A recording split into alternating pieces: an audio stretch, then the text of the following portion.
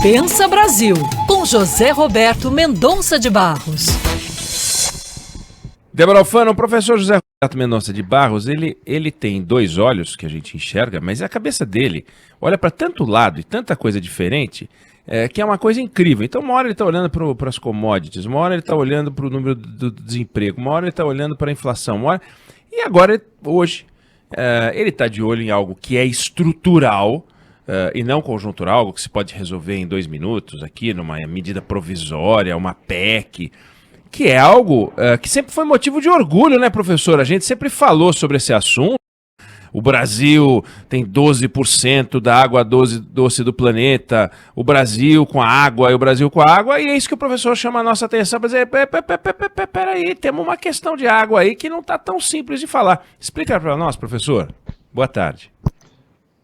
Boa tarde, Eduardo. Boa tarde, Débora. Boa tarde. De fato, né, um país tão bem dotado desse recurso de Deus, né, ninguém vive sem água, está caminhando celeremente para enfrentar um problema bem grave com relação à água.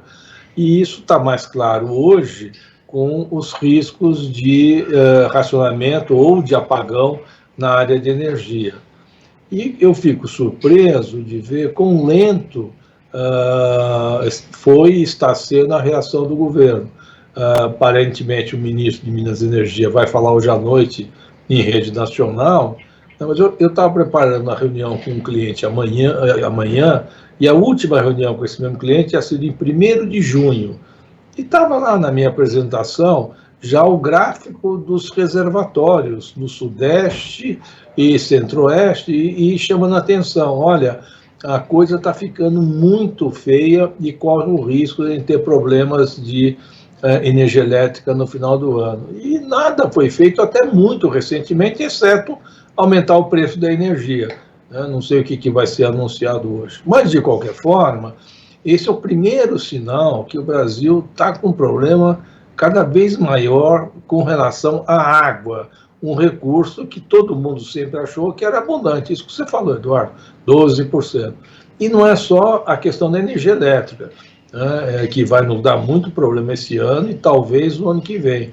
Mas nós temos vários rios importantes que estão lentamente morrendo. Olha o Rio São Francisco, talvez seja o caso mais importante disso, né?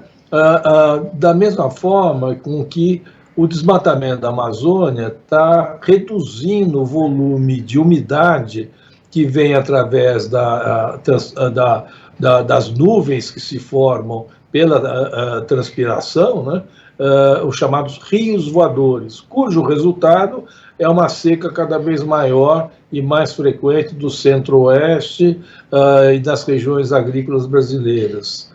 Então, se olhar, cada lado que se olha, nós estamos caminhando para enfrentar dificuldades nessa hora na água. E ainda, da mesma forma como vocês estavam comentando, a resistência a lavar as mãos, ainda há muito maltrato com a água, né?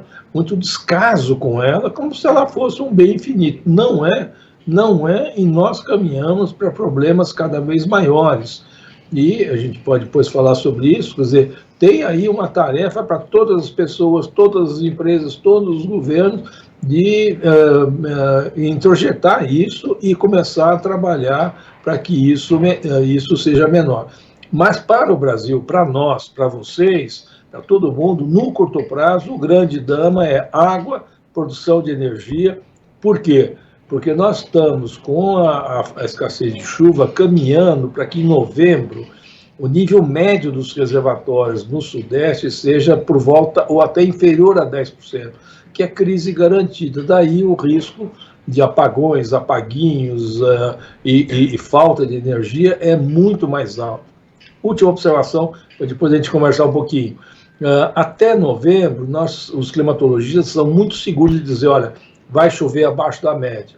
E tudo indica que é isso, porque passou aqui uma chuvinha que só apagou a poeira.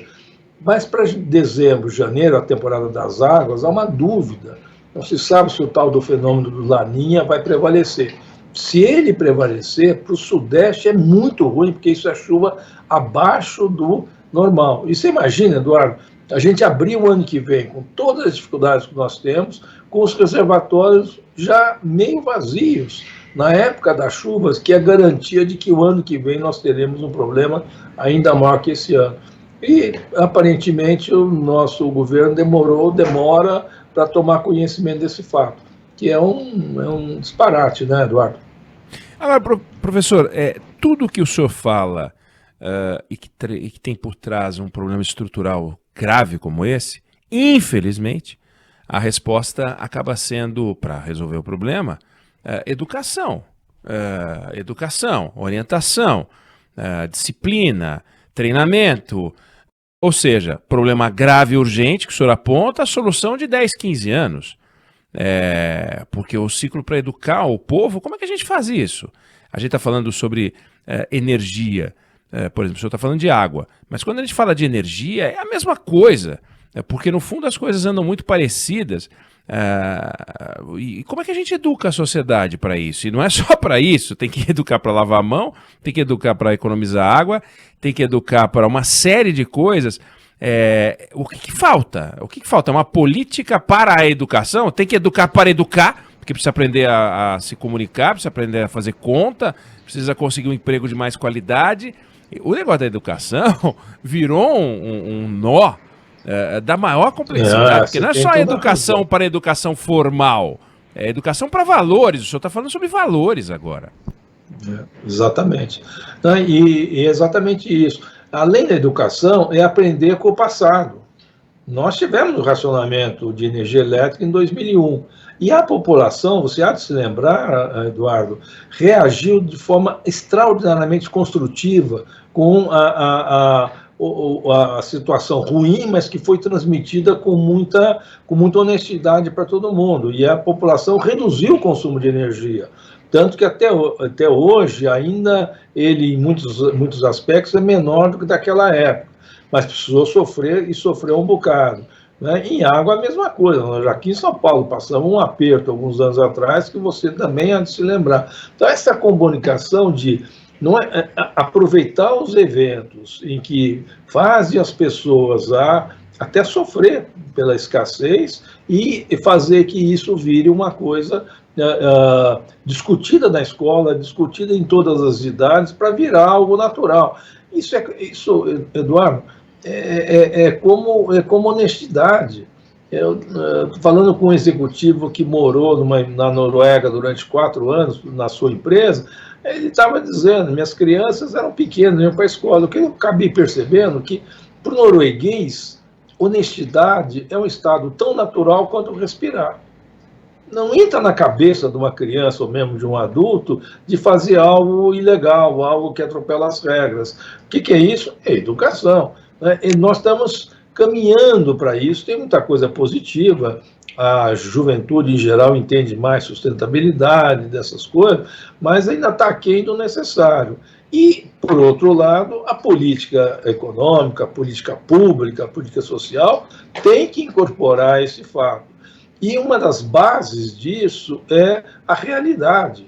Ora, se em fim de maio, né, eu, que não tenho nenhuma especialização maior na questão de energia e água, já sabia que o risco de faltar era enorme, por que diabo o governo não fez nada, exceto, como eu escutei mais de uma vez, você também, o ministro da Minas e Energia dizer, fica tranquilo que não vai ter problema nenhum. Não é isso que teria que ser dito, teria que ser feito uma campanha educacional, educativa, para poder enfrentar melhor esse problema. E nós vamos de novo correr o risco da porta arrombada e depois pensar na tranca. Pensa Brasil, Zé Roberto Mendonça de Barros, que volta a conversar com a gente na terça-feira da semana que vem. Abração, obrigado, professor. Um grande abraço, fiquem bem, boa semana. Para nós, até semana que vem.